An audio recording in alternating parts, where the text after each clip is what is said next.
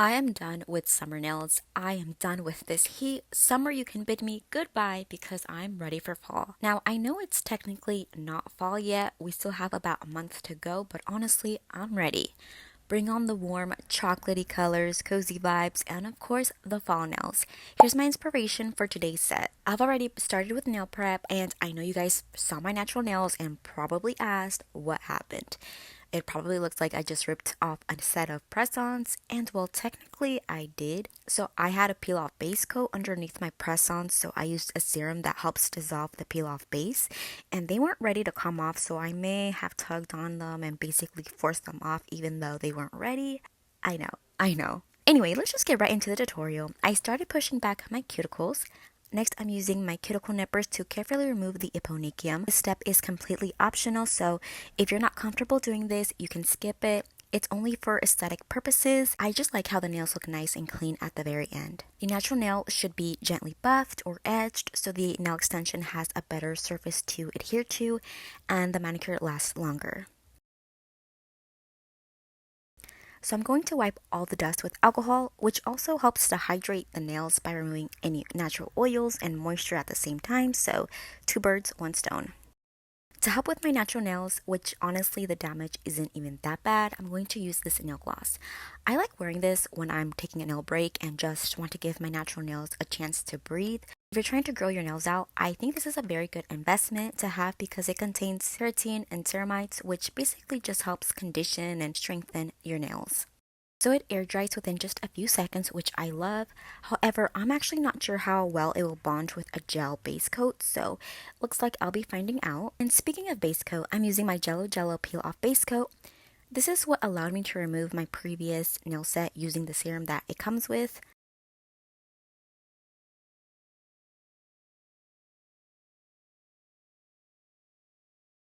So I'm just going to cure this for 30 seconds. Normally, I like to choose and size all of my nail tips before applying base coat because sizing the tips usually involves filing them to fit my nails better, and dust can get on my freshly applied base coat. Unfortunately, I already applied the base coat, so you know what? We're just going to work with what we've got. I'll just be careful when filing. At least I'll try to be. So this application method is basically the Gel X method, and for that, I'm bringing out my good old portable lamp. I still don't have a gooseneck lamp. It would definitely make this process easier, but until then, I'm making it work with what I have. Applying a rubber base coat to adhere the tips. Now, there's always at least one or two nails that give me a hard time when I'm applying tips, depending on the brand really. Sometimes I struggle to get the tip on without flooding the nail. That's one reason I really like using this rubber base. It's super thick and I personally prefer a thicker consistency because it gives me more control and doesn't immediately run all over my skin, except for my thumbnail. You guys already saw what went down with that one. Thankfully, the application on the rest of my nails goes much more smoother.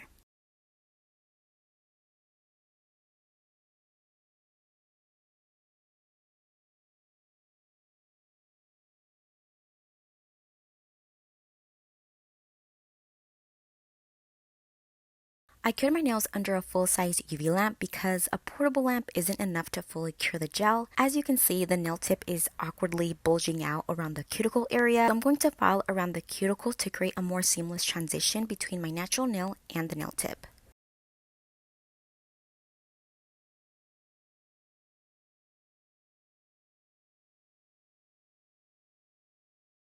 And while I'm here, I'm also going to file off that little nib at the free edge. Now, there's still a little gap between the cuticle area and the nail tip, so I'm going to fix that before moving on. First, I'm wiping away all the dust with alcohol. You'll notice the alcohol makes the nail tips look foggy. So I took a little lunch break at this point, so you'll notice that the fogginess is gone because I washed my hands. Now I'm just going to go in with hard gel to create an overlay. I'm just moving the gel from side to side around the cuticle area to create a seamless transition into the tip. And then I'll just drag the rest of the gel down the nail.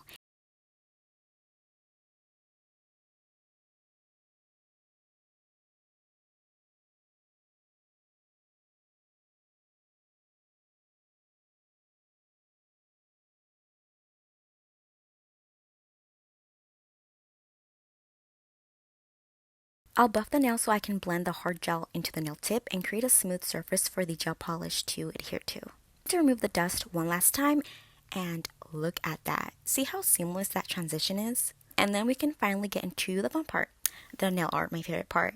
I'm actually thinking about changing up some of the colors and making this set my own, putting my own little twist on the inspiration. I'm starting with this new gel color, and isn't it such a beautiful color? It's pretty translucent though, so I'll need a second coat to get the coverage I'm looking for.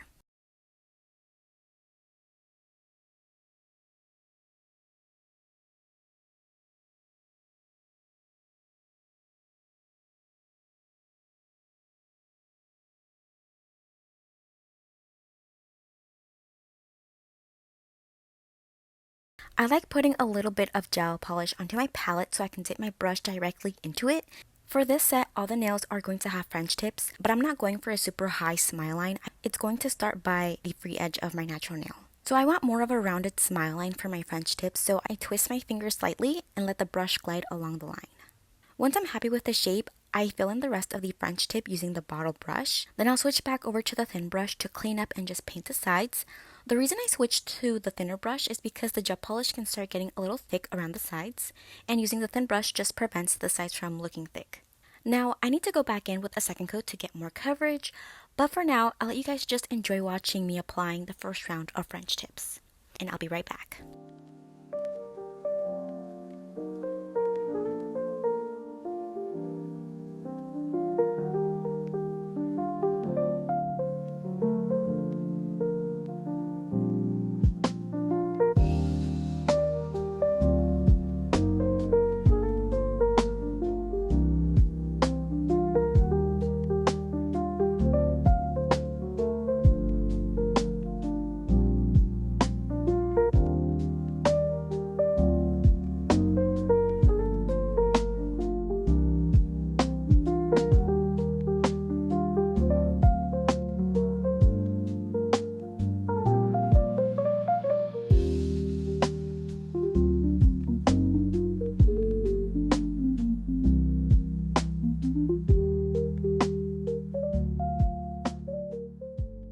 And we're back. The first round is cured and complete. I'm going back in with a second coat to build the opacity and fix any unevenness or patchiness in the color. And the second coat is complete. French tips are just so classic and timeless. I really need to do a full French tip set because these look so good. Now I'm gonna do something I normally don't do. I'm gonna start the nail art on my middle and ring finger first, and honestly, I don't really have a valid reason why. So I'm going for a diffused brown ombre, almost an aura effect. I have two shades of brown, a darker shade and a lighter shade. I'm using this little square sponge and dabbing 2 circles on the upper and lower parts of the nail. For the middle nail, I'm creating more of a traditional ombre, going from light to dark brown. Because I'm using gel polish, I'll need to build up the color with several coats. This technique works best with potted gel because it's more pigmented. However, I don't have potted gel. So to speed up the process, because I really don't want to be sitting here for hours and hours, and I'm just going to flash cure each layer. By the way, this little flash cure lamp that looks just like a tiny flashlight, I got it from Target on sale for just $4, and it actually works really well. Now I'm going to go back in with a darker brown to deepen the ombre. I'll let you guys just enjoy watching this part of the process.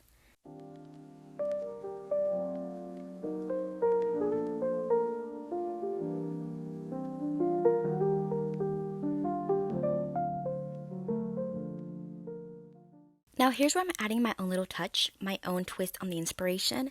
Instead of yellow like in the inspiration picture, I'm going with green, more specifically like an olive green color. I have 2 shades, and just like I did with the brown ombre, I'm going to start blending the 2 shades together to create the design.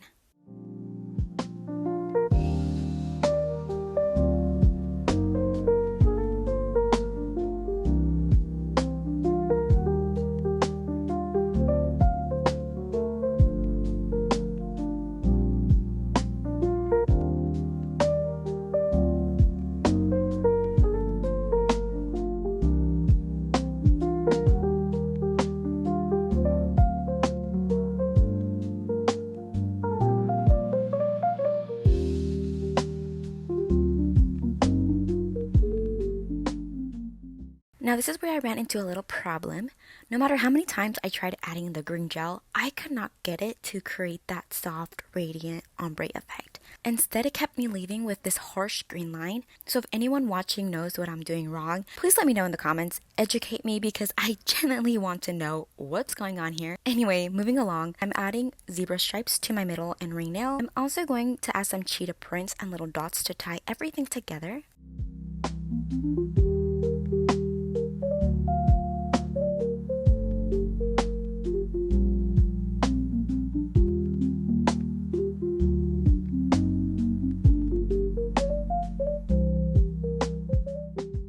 And instead of using black gel for all the details, I'm going to bring in some white gel to create these swirly lines. And just by looking at my palette, you guys can probably tell I did a few practice runs before putting it on the actual nail. So now I'm getting the green nails ready for the chrome isolation. So I'm buffing the nails to remove the shine because I don't want the chrome sticking to the areas where it doesn't belong.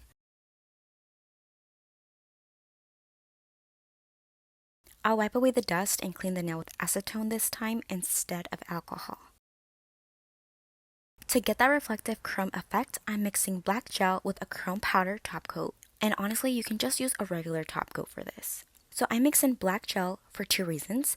First, it makes it easier to see where I'm actually applying the gel. And second, it gives the chrome a richer, deeper finish. Once again, I'm creating those swirly lines, but only on the nails that I buffed.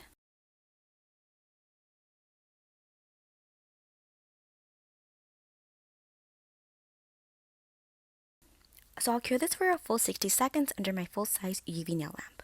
Now for the gold chrome powder. So I like picking up powder from the lid first so my applicator doesn't pick up a ton at once. Although sometimes I just completely forget and just go in directly into the container. So I'll rub in the chrome powder now.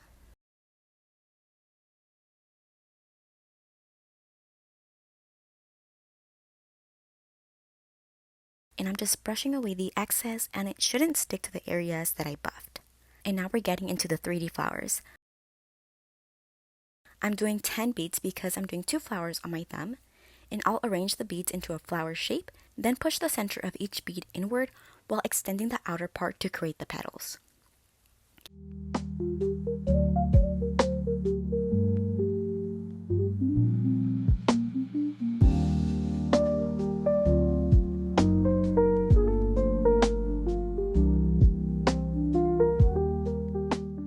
This is where everything went slightly off the rails. I flash cured the flowers, but then I dropped my top coat on the floor. I picked it up with my hand, which of course meant I partially smashed my flowers because they weren't fully cured yet. I added a centerpiece to it to try to save it, and honestly, you know what? This is what I'm working with. I'm adding some darker brown to the inside of the petals to give the flowers a little more dimension, and I'm going to build that color with another layer.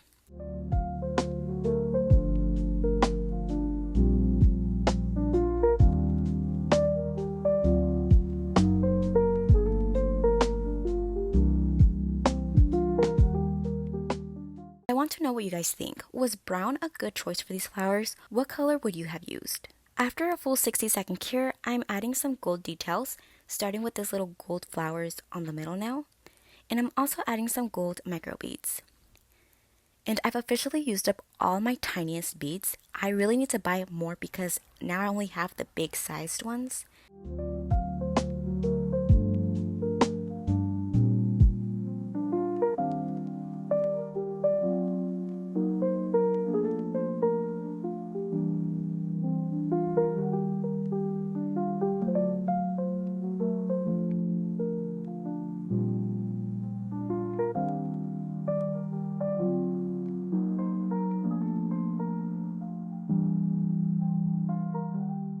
So I'm adding some rhinestone glue gel over the beads to make sure they stay in place and also prevents my hair from getting caught on them, because if you ever had your hair get caught on a rhinestone or bead, you know how incredibly annoying that is. So after everything is cured, I'm going to apply top coat over the entire set.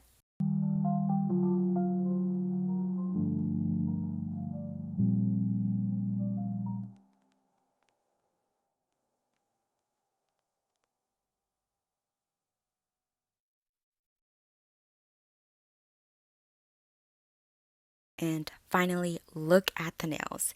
These are officially my first fall nails of the season, and I'm really obsessed how they turned out. Thank you guys so much for watching, and it comes to the end of the video. I'll see you guys in my next one. Bye guys.